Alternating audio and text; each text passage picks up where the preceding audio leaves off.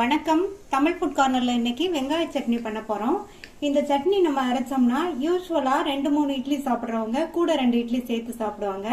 அந்த அளவுக்கு டேஸ்ட் ரொம்ப ரொம்ப நல்லா இருக்கும். இப்போ எப்படி பண்றதுன்னு பார்க்கலாம். இந்த சட்னி அரைக்கிறதுக்கு ஃபர்ஸ்ட் நம்ம காஞ்ச மிளகாவை சூடான தண்ணியில ஊற வச்சுக்கலாம். நான் 8 காஞ்ச மிளகாவை இந்த பவுல்ல சேர்க்கிறேன். நீங்க உங்க காரத்துக்கு தகுந்தபடி மிளகாய் சேர்த்துக்கங்க. இப்போ இதில் நல்ல சூடான தண்ணியை விட்டு ஒரு 10 நிமிஷம் ஊற வச்சுக்கலாம். இந்த மாதிரி ஃபர்ஸ்டே நம்ம மிளகாவை சூடான தண்ணியில் ஊற வச்சிட்டோம்னா சட்னி அரைக்கும் போது மிளகாய் நல்லா நைஸாக அரைப்பற்றும். இந்த பேனில் 1/2 டேபிள் ஸ்பூன் நல்லெண்ணெய் சேர்க்குறேன். இந்த சட்னியை நல்லெண்ணெய் சேர்த்து பண்ணுங்க, நல்லாயிருக்கும். எண்ணெய் சூடானதும் அதில் 1/2 டேபிள் ஸ்பூன் கடலைப்பருப்பும் 1/2 டேபிள் ஸ்பூன் உளுந்தம்பருப்பும் சேர்த்துக்கலாம். சேர்த்து இந்த 2 பருப்பும் ஓரளவு பொன்னிறமா வறுபடட்டும். இப்ப பருப்பு ஓரளவு பொன்னிறமா வறுபட்டிருக்கு. இது கூட கொஞ்சமா ஒரு 10 போல வெந்தயம் சேர்த்து வறுத்துக்கலாம். பருப்பு நல்லா பொன்னிறமா வறுபட்டுருச்சு. நம்ம சேர்த்த வெந்தயமுமே நல்லா வறுபட்டுருச்சு. இது கூட 7-8 பூண்டு சேர்த்துட்டு பூண்டையும் லைட்டா வதக்கி விட்டுட்டு அடுத்து இது கூட 1/4 கிலோ பெரிய வெங்காயத்தை இந்த மாதிரி மெல்லிசா ஸ்லைசஸா கட் பண்ணி வச்சிருக்கேன். இந்த மாதிரி மெல்லிசா ஸ்லைஸ் பண்ணோம்னா வெங்காயம்லாம் நல்லா எண்ணெயில வதங்கும். அதனால இந்த மாதிரி கட் பண்ணிக்கங்க. நம்ம சூடான தண்ணியில 8 காஞ்ச மிளகாய் ஊற வச்சிருக்கோம். இந்த வெங்காயத்துக்கு அந்த மிளகாவோட காரம் கரெக்டா இருக்கும். வெங்காயத்தை நம்ம லோ மீடியம் ஃப்ளேம்லயே வச்சு வதக்கிக்கணும். அப்பதான் நல்லா ஒன்று போல வதங்கும். இப்போ வெங்காயம் ஓரளவு வதங்கியிருக்கு. இது கூட 1/2 டீஸ்பூன் உப்பு சேர்த்துக்கலாம். உப்பு சேர்த்துட்டோம்னா நல்லா இன்னுமே நல்லா சுருங்க வதங்கிடும். அந்த அளவுக்கு வதக்கிக்கலாம். வெங்காயம் எண்ணெயிலேயே நல்லா சுருள வதங்கிடுச்சு. அடுத்து இதில் நம்ம சுடு தண்ணியில் ஊற போட்ட காஞ்ச மிளகாவை சேர்த்துக்கலாம். காஞ்ச மிளகாய் மட்டும் சேர்த்துக்கங்க, தண்ணி சேர்க்க வேண்டாம். ஒரு நெல்லிக்காய் சைஸ் அளவு புளியை இதில் சேர்த்துடலாம்.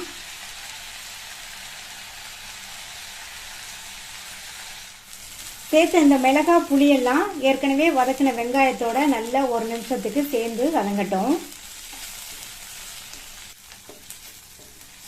இப்போ 1 நிமிஷமா நல்லா வதங்கிடுச்சு. ஸ்டவ் ஆஃப் பண்ணிட்டு நல்லா ஆற விட்டுறலாம். எல்லாமே நல்லா ஆறுனதுக்கு அப்புறமா மிக்ஸி ஜார்ல சேர்த்திருக்கேன். வெங்காயம் வதங்கும் போது 1/2 டீஸ்பூன் உப்பு சேர்த்தோம். இப்போ ஒரு 1/2 டீஸ்பூன் உப்பு சேர்த்துக்கலாம். இப்போ இதை நல்லா ஸ்மூத்தா அரைச்சிட்டு வந்துடலாம். தேவைப்பட்டா தண்ணி கொஞ்சம் சேர்த்துக்கங்க. கொஞ்சமா தண்ணி சேர்த்து ஸ்மூத்தா அரைச்சாச்சு. இந்த மாதிரி ஸ்மூத்தா அரைச்சுக்கணும். அடுத்து இந்த பேன்ல 3 டேபிள் ஸ்பூன் நல்லெண்ணெய் சேர்க்கிறேன். இந்த மாதிரி நல்லெண்ணெய் கொஞ்சம் அதிகமா சேர்த்தோம்னா சட்னி 1 வாரம் வரைக்கும் கெட்டு போகாம நல்லா இருக்கும். எண்ணெய் சூடானதும் அதில் 1/2 டீஸ்பூன் கடுகு பொரிஞ்சதும் 1/2 டீஸ்பூன் உளுந்து சேர்த்துக்கோங்க. இப்போ நம்ம சேர்த்த உளுந்தோட கலரு மாறிடுச்சு. கறிவேப்பிலை சேர்த்துக்கலாம்.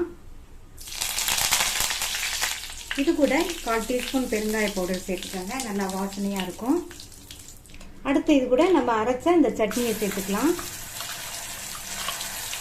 சட்னியை சேர்த்துட்டு லோ ஃப்ளேம்ல வச்சு நல்லா இந்த மாதிரி கிண்டி கொடுத்துட்டே இருக்கணும். சட்னி வதங்கிட்டு இருக்கும் போதே இதுல 1 டீஸ்பூன் பொடித்த வெல்லம் சேர்த்துக்கலாம். வெல்லம் சேர்த்து நல்லா கலந்து விட்டாச்சு. இந்த மாதிரி கடைசியில கொஞ்சமா வெல்லம் சேர்த்தோம்னா நம்ம சேர்த்த காரம் புளிப்பு இதெல்லாம் நல்லா பேலன்ஸ் பண்ணி சட்னி ரொம்ப டேஸ்டா இருக்கும். இந்த வெல்லம் நீங்க விருப்பப்பட்டா சேர்த்துக்கங்க, இல்லைன்னா ஸ்கிப் பண்ணிடலாம். 5 நிமிஷமா லோ ஃப்ளேம்லயே வச்சு வதக்கி சட்னியோட கலரும் லைட்டா மாறி இருக்கு. ஓரங்கள்லாம் நல்லா எண்ணெய் பிரிஞ்சு வந்திருக்கு. இப்போ நம்மளுடைய சட்னி ரெடி ஆயிடுச்சு. ஸ்டவ் ஆஃப் பண்ணிடலாம். எண்ணெயிலேயே நல்லா வதக்கி நிறைய எண்ணெய் சேர்த்து தாளிச்சோம்னா இந்த சட்னி 1 வாரம் வரைக்கும் கெட்டு போகாம நல்லா இருக்கும். சட்னியோட சுவையும் ரொம்ப நல்லா இருக்கும்.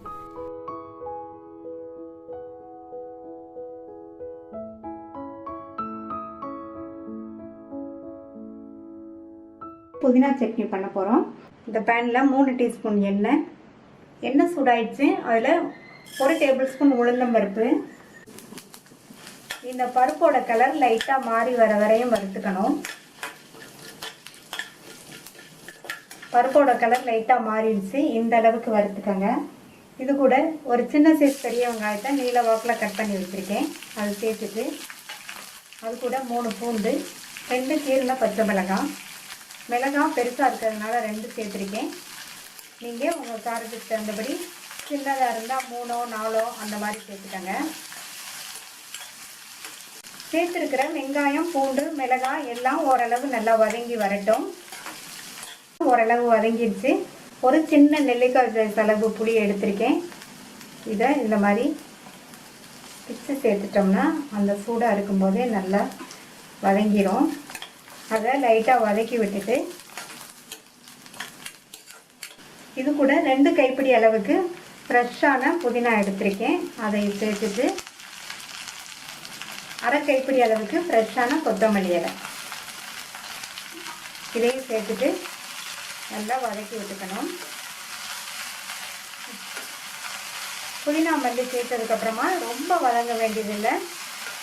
1 நிமிஷம் போல் வதக்கி விட்டால் போதும். 1 நிமிஷம் போல் வதக்கி விட்டாச்சு. புதினா மல்லியெல்லாம் நல்லா சுருங்கி வந்துடுச்சு. இது ஆறுனதுக்கப்புறமா இதை மிக்ஸி ஜாரில் சேர்த்துடலாம்.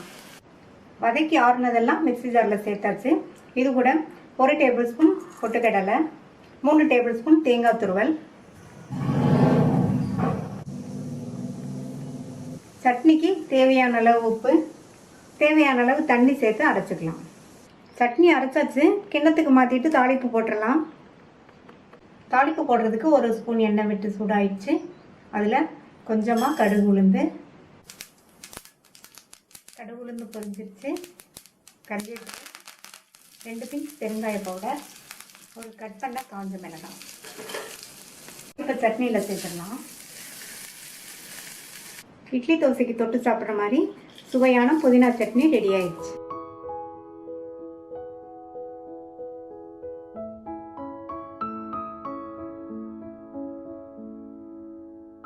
உளுந்து தக்காளி சட்னி பண்ண போகிறோம். இதனுடைய சுவை ரொம்ப நல்லா இருக்கும். இந்த பேனில் அரை டேபிள் ஸ்பூன் எண்ணெய் சேர்த்துக்கலாம். எண்ணெய் சூடாயிடுச்சு. அதில் 2 டேபிள் ஸ்பூன் உளுந்தம்பருப்பை சேர்த்துட்டு நிதானமான தீயில வச்சு இந்த உளுந்தம்பருப்பு ஓரளவு கலர் மாறுற அளவுக்கு வறுத்துக்கலாம். இப்போ பருப்பு ஓரளவு கலர் மாறிடுச்சு. இந்த ஸ்டேஜில் 10 சின்னப்பல் பூண்டு சேர்த்துக்கோங்க.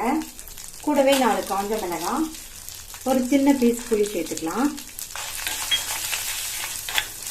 எல்லாத்தையும் வறுத்துக்கலாம். இந்த மாதிரி வறுத்துட்டோம்னா பருப்பு இனி அடுத்து பொன்னிறமாக வந்துடும்.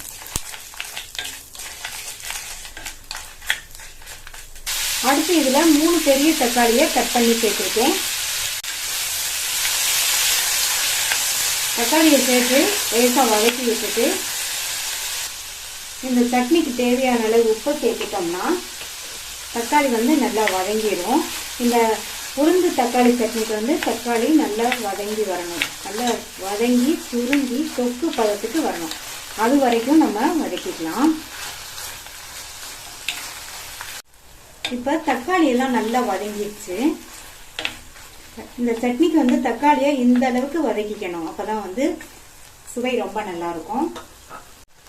அடுத்து ஸ்டவ்வை ஆஃப் பண்ணிட்டு ஒரு கைப்பிடி அளவு ஃப்ரெஷ்ஷான கொத்தமல்லி இலைகளை சேர்த்து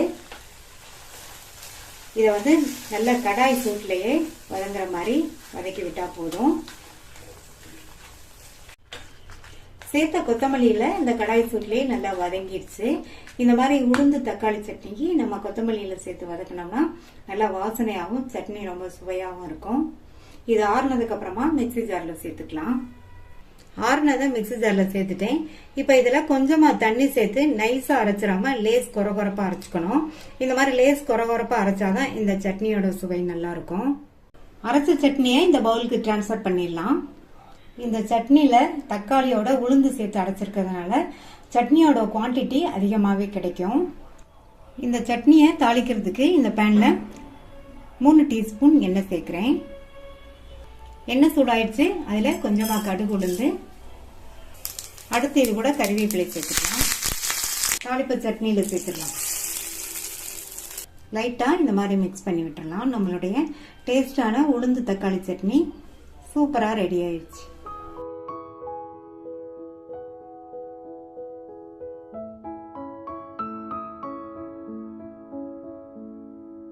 இது ஒரு புது வகையான சட்னி. தேங்காய் கடலைப்பருப்பு வச்சு சட்னி அரைக்க போகிறோம். கடாயில் 1 டீஸ்பூன் எண்ணெய் போட்டிருக்கேன். எண்ணெய் சூடாகிடுச்சு. 2 டேபிள் ஸ்பூன் கடலைப்பருப்பு இதில் சேர்த்துக்கிறேன். சேர்த்துட்டு இந்த கடலைப்பருப்பு வந்து வறுபடட்டும். நல்லா வந்து பொன் கலராக வறுபடட்டும்.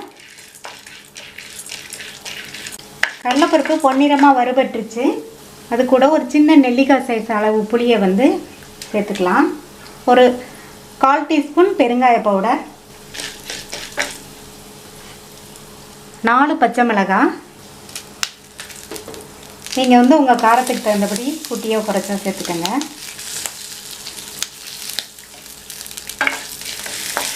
நம்ம பொட்டுக்கடலை சட்னி அரைக்கும் போது வந்து எல்லாத்தையுமே அப்படியே பச்சையாகவே அரைச்சிருவோம், வதக்க மாட்டோம். இதுக்கு வந்து வதக்கி தான் அரைக்கணும், அப்போ தான் ரொம்ப நல்லாயிருக்கும். இந்த பச்சை மிளகாய் சேர்த்து கொஞ்சம் வதங்கின உடனேயே 1 கப் தேங்காய் துருவல் சேர்த்துக்கலாம். தேங்காய் துருவல் சேர்த்துட்டு ஜஸ்ட்டு கொஞ்சம் வதக்கினா போதும், 1 நிமிஷம் வதக்கினா போதும். உங்களுக்கு பெருங்காயம் வாசனை பிடிக்கலைன்னா அதுக்கு பதில் பூண்டு சேர்த்துக்கோங்க வதக்கும்போது. வதக்கியாச்சு. இப்போ ஸ்டவ் ஆஃப் பண்ணிடலாம். வதக்குனதெல்லாம் ஆறிடுச்சு. இதை மிக்ஸி ஜாரில் சேர்த்துடலாம். நல்லா ஆறுனதுக்கப்புறம் தான் அரைக்கணும். எல்லாத்தையும் மிக்ஸி ஜாரில் சேர்த்தாச்சு.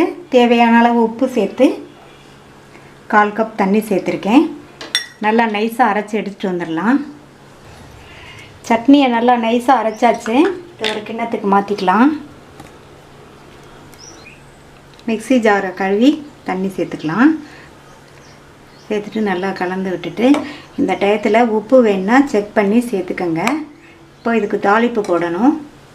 தாளிக்கிறதுக்கு 1 டீஸ்பூன் எண்ணெய் விட்டு சூடாயிடுச்சு. அதில் 1/2 டீஸ்பூன் கடுகு. கடுகு நல்லா பொரிஞ்சிடுச்சு. கருவேப்பிலை சேர்த்துக்கலாம். இந்த தாளிப்பை சட்னியில் சேர்த்துக்கலாம்.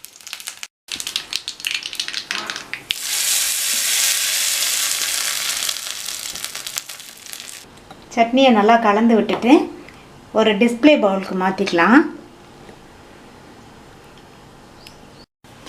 சுவையான வித்தியாசமான தேங்காய் கடலைப்பருப்பு சட்னி ரெடி ஆயிடுச்சு.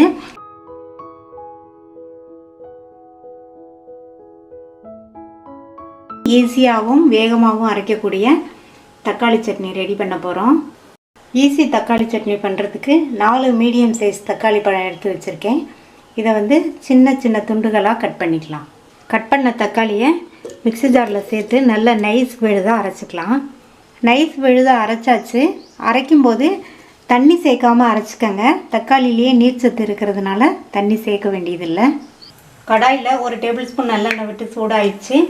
அதில் கடுகு உளுந்து சேர்த்துடலாம். 1/2 டீஸ்பூன் கடுகும் 1/2 டீஸ்பூன் உளுந்தும் சேர்த்துருக்கேன். கடுகு பொரிஞ்சு உளுந்து நல்லா கலர் மாதிரி வந்துடுச்சு. அதுக்கப்புறமா 2 பச்சை மிளகாய் குட்டி குட்டியாக கட் பண்ணதை சேர்த்துடலாம். இந்த பச்சை மிளகாய் எண்ணெயிலேயே நல்லா வதக்கிக்கலாம். இந்த மாதிரி பச்சை மிளகாவை எண்ணெயிலேயே வதக்கிட்டோம்னா சட்னி சாப்பிடும்போது பச்சை மிளகாவோட காரமும் தெரியாது. இந்த பச்சை மிளகாய் வாசனையோட சட்னியும் நல்லாயிருக்கும். இப்போ நல்லா வதக்கியாச்சு. அது கூட கறிவேப்பிலை சேர்த்துடலாம். அது கூட 2 பூண்டு நல்லா ஸ்லைஸ் பண்ணதை சேர்த்துடலாம். பூண்டை வந்து மெல்லிஸாக கட் பண்ணிக்கோங்க அல்லது 1-2 இடிச்சுக்கோங்க. அது கூட 2 மீடியம் சைஸ் வெங்காயம் பொடியாக கட் பண்ணது. இந்த வெங்காயத்தையுமே நல்லா பொடியாக கட் பண்ணிக்கோங்க. இந்த வெங்காயம் நல்லா வதங்கி வரட்டும். வதங்குறதுக்காக கொஞ்சமாக உப்பு சேர்த்துடலாம்.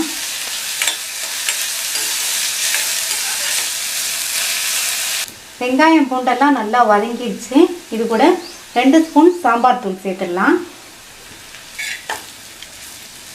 சேர்த்துட்டு இதை வதக்கி விட்டுக்கோங்க. ஸ்டவ்வோட தீயை குறைச்சிட்டு வதக்கி விட்டுக்கோங்க.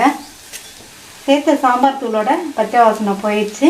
சாம்பார் தூளுக்கு பதில் நீங்கள் தனி மிளகாத்தூள், தனியாத்தூள் வந்து உங்கள் காரத்துக்கு தகுந்தபடி சேர்த்துக்கலாம். அடுத்து நம்ம அரைச்சி வச்ச இந்த தக்காளி விழுதை சேர்த்துடலாம். இதுக்கு தேவையான அளவு உப்பு சேர்த்துடலாம். தக்காளி விழுது சேர்க்கும்போது தண்ணியெல்லாம் எதுவும் சேர்க்க வேண்டாம். தக்காளி விழுது கொதிக்க ஆரம்பிச்சிருச்சு. இது நல்லா கொதித்து வற்றி எண்ணெய் பிரிஞ்சு வர வரைக்கும் இருக்கட்டும்.